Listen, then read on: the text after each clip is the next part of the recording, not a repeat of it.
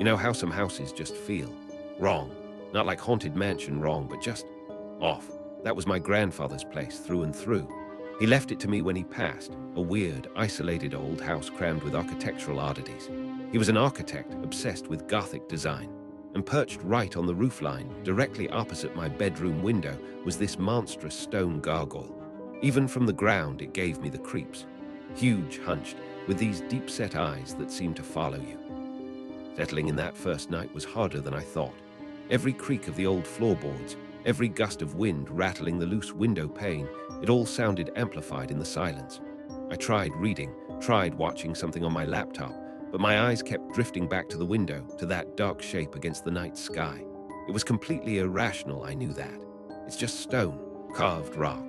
But the way the faint moonlight caught its contours, sometimes it looked like it had shifted just slightly. It must have been around 3 in the morning when the noise started. A faint scraping sound, like stone grating on stone, or maybe heavy claws dragging across roof tiles. My heart immediately started hammering against my ribs. My first thought was animals, raccoons, maybe a big bird, but it didn't sound quite like that. It was slower, more deliberate, heavier. It seemed to come directly from the roof section right above my window, where it was perched.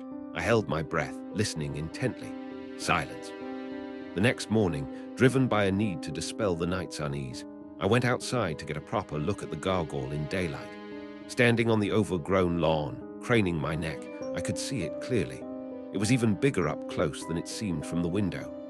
Masterfully carved, you had to give my grandfather that, but deeply unsettling. It wasn't just a generic monster. It had this disturbing level of detail. Things started getting weirder a few days later. Little things at first. I came back to my bedroom after making lunch, and the small succulent plant I'd put on the windowsill was tipped over, dirt spilled across the sill. I distinctly remembered leaving it upright. I checked the window. It was closed, locked from the inside. The wind couldn't have done it. Then, a few days after that, a paperback book I'd left on the nightstand vanished. Hoping to understand my grandfather better, or maybe just distract myself, I decided to tackle his old study. It was downstairs, thankfully, away from the gargoyle's immediate view.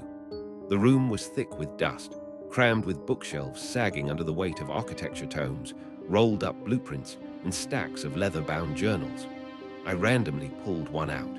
His handwriting started neat, professional, detailing building plans and structural calculations. That night the scraping sound returned, and it was worse. Louder, more frantic, unmistakably the sound of heavy stone grinding against the roof tiles. It wasn't just asterisk above my window anymore. It sounded like it was moving across the roof, directly over my head. Scrape, pause, chink, scrab. My blood ran cold. Every instinct screamed at me to hide, to get out of the room, out of the house. I must have drifted off eventually, purely from exhaustion and adrenaline burnout. But I snapped awake sometime before dawn, gasping, with that distinct feeling of being watched drilling into me. My eyes shot instantly to the window.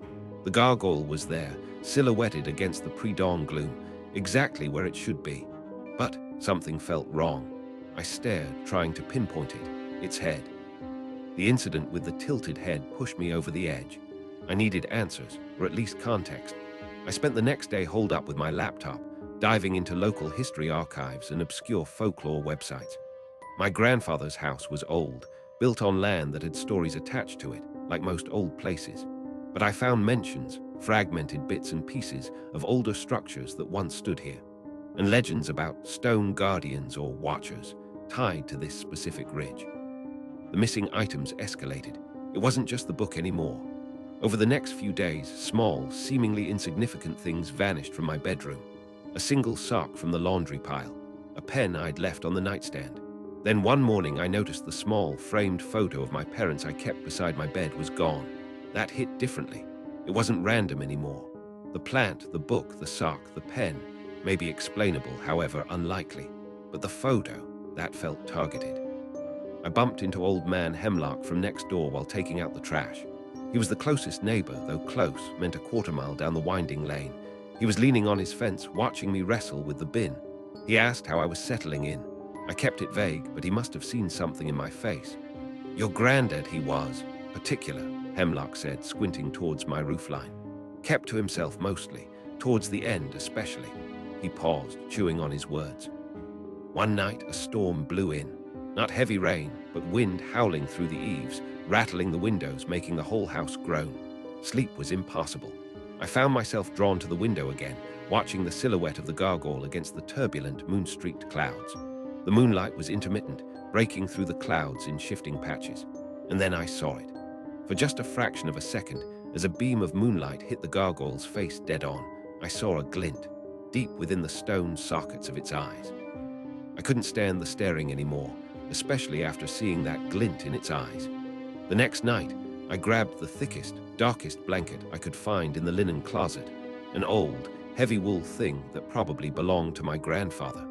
My hands were shaking slightly as I wrestled with thumbtacks, trying to pin the blanket over the entire window frame, blocking the view completely. It plunged the room into near-total darkness, muffling the outside sounds.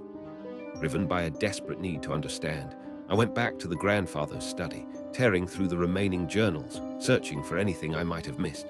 Tucked inside the back cover of the very last journal, almost hidden, was a loose page, folded small. The handwriting was barely legible, cramped and frantic, dated just weeks before his death. It wasn't about architecture anymore. It was a confession, or a warning. He wrote about the Watcher, how it demanded more than just small animals. I dropped the page, stumbling back, my mind reeling. My grandfather was the gargoyle. It explained the feeling of being watched, the unnatural stillness, the glint in its eyes. It was him, trapped, eternal, still performing his duty. I suddenly felt an overwhelming urge to look, to confirm. Numbly, I walked back upstairs, heart pounding a heavy, terrified rhythm. I hesitated at the bedroom door, then forced myself inside. I didn't need to pull down the blanket. I just knew.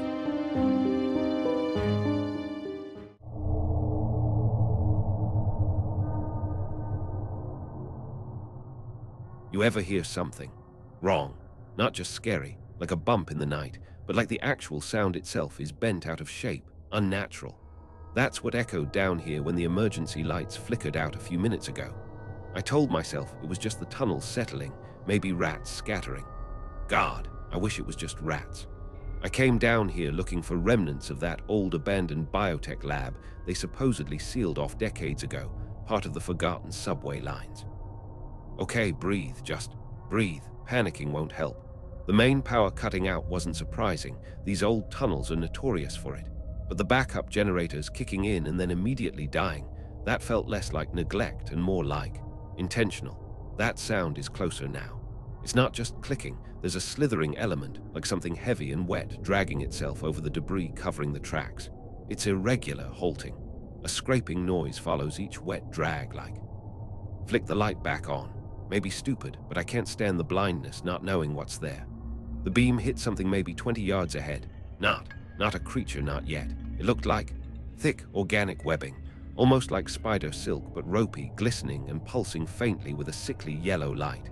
It stretched from floor to ceiling, blocking the tunnel like a grotesque curtain. It wasn't there when I came through this section earlier. I swear it wasn't. Embedded within the strands were. I need to go back. Forget the lab, forget everything. Just get back to the access grate I came through. Problem is that sound. It came from the direction I need to go. This webbing stuff, it's blocking the path forward, towards where I hope the lab might be. So the only option is back towards whatever's making those noises. Typical. I edged closer to the webbing, keeping my flashlight trained on it. The bioluminescence wasn't steady. It pulsed like a weak heartbeat. Decision time. Forward through the weird pulsing wall or back towards the dragging, clicking thing. Neither feels right. I decided to check my gear, make sure I had everything. Backpack still secure, multi-tool. Gone, my spare flashlight. Gone too. I remember clipping it to my belt. When did I lose them? Must have snagged on something climbing down, or maybe in the tighter sections. But it makes me feel exposed. My main light is strong, but the battery won't last forever. Touching the webbing was vile. It felt like cold, damp muscle covered in a layer of slime, but underneath it was wiry and tough. It recoiled slightly from the flashlight's touch, the pulsing light brightening for a second before dimming again. The humming intensified, vibrating right up my arm. I needed to get through. Pushing harder, the strands resisted, then began to give way with a sound like tearing gristle. The steel door wasn't locked, surprisingly. or maybe unsurprisingly, given the state of things. It groaned open on protesting hinges, revealing pitch blackness beyond. My flashlight cut into the dark, illuminating what looked like a small decontamination airlock. Chemical showers, rusted control panels. Beyond another inner door, slightly ajar, was the lab proper. Stepping inside felt like stepping into a time capsule of nightmares. Broken glassware crunched under my boots. I carefully peeled the note off the tank. It was brittle, handwritten in frantic scrawl. Much of it was illegible, water-stained or faded, but I could make out key phrases. Project Chimera, unstable fusion, organic and inorganic integration, subject breaching containment, adapting too fast, consuming materials, neural pathways incorporating. It trailed off into panic gibberish. Chimera, hybrid. It wasn't just mixing animals, they were trying to fuse living tissue with. Suddenly, a horrendous screech echoed from back down the tunnel, followed by the unmistakable sound of that grotesque webbing being ripped apart violently. It knew I'd passed through. It was coming. Panic surged, cold and sharp. I swept my flashlight around the lab, desperate for another way out, a vent, anything. Nothing. Just racks of decaying equipment, overturned tables, more shattered tanks. But then my light snagged on something under a pile of debris near the back wall. It was my multi-tool. Forget curiosity, forget traps. That screeching, tearing sound was getting closer, accompanied by the heavy, wet dragging and that awful, sharp clicking. It was moving faster now, energized, enraged. No time to ponder asterisk why my gear was here. I snatched up the multi-tool and the spare light, shoving them into my pockets. My main beam swept desperately across the back wall again. There, a panel, low down, slightly ajar, half hidden behind a fallen cabinet. Looked like an old service duct. The panel was heavy, bolted from the inside, but the bolts were rusted almost through. I kicked it hard near the hinges, once, twice. On the third kick, metal screamed and tore, the panel flying inward into darkness. A narrow, square opening barely shoulder width. Behind me, the dragging was asterisk in the lab now, accompanied by a low, guttural growl that vibrated through the floor. I risked a glance over my shoulder. My flashlight beam caught. Chaos. I threw myself through the opening, scraping my back and shoulders, landing hard in the cramped, pitch-black duct beyond. I twisted around, kicking frantically back towards the opening, trying to dislodge the torn panel enough to block the hole. Something thick and slimy shot through the gap, wrapping around my ankle. It felt cold, strong, like muscular tentacles covered in grit. I yelled, kicking wildly with my free leg, hammering at the grasping limb with the butt of my flashlight. The momentary loosening was enough. I wrenched my leg free, scrambling backwards deeper into the oppressive darkness of the service duct. I didn't stop, just kept crawling blindly, my hands hitting pipes, dust, things that crumbled under my touch. Behind me, I heard the creature roaring in frustration, the sound muffled by the confines of the duct entrance. It couldn't fit, not easily. The realization hit me like a physical blow. This wasn't just one creature loose in the tunnels. The experiment, it didn't just escape, it spread.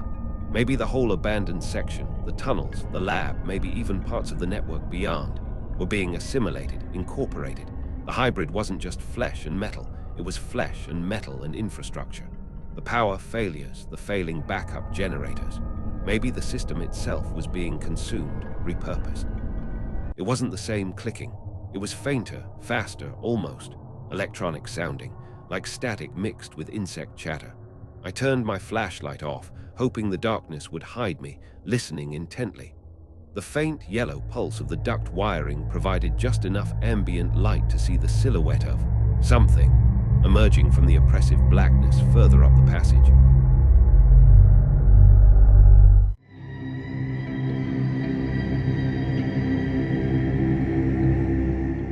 You know those places everyone whispers about? The ones fenced off, usually with rusting danger signs. For us growing up, that place was Black Rock Quarry. They said it was unstable, prone to rockfalls, that the water was deceptively deep and cold. But even as kids, we knew those weren't the real reasons we were told to stay away. There was something else about the quarry, a feeling that clung to the air like the damp chill rising from the water, a sense of being watched by the scarred, grey cliffs. I remember summers spent daring each other to get closer. We'd ride our bikes out past the edge of town, leaving them hidden in the overgrown bushes that marked the unofficial boundary. The air always changed as you got nearer. The birds seemed quieter, the insects stopped buzzing. It was like crossing an invisible line into somewhere. Wrong. My friend Leo, he was always the bravest, or maybe just the most reckless. There was this one afternoon, late summer, the air thick and heavy before a storm. Leo decided we should go right down to the water's edge. There was a precarious, winding path used by the old quarry workers, barely visible beneath weeds and loose shale. "Last one down is a rotten egg," he yelled, already scrambling over the rusted fence remnants. My heart was hammering against my ribs. We finally reached the bottom, standing on a narrow shelf of rock that sloped gently into the water.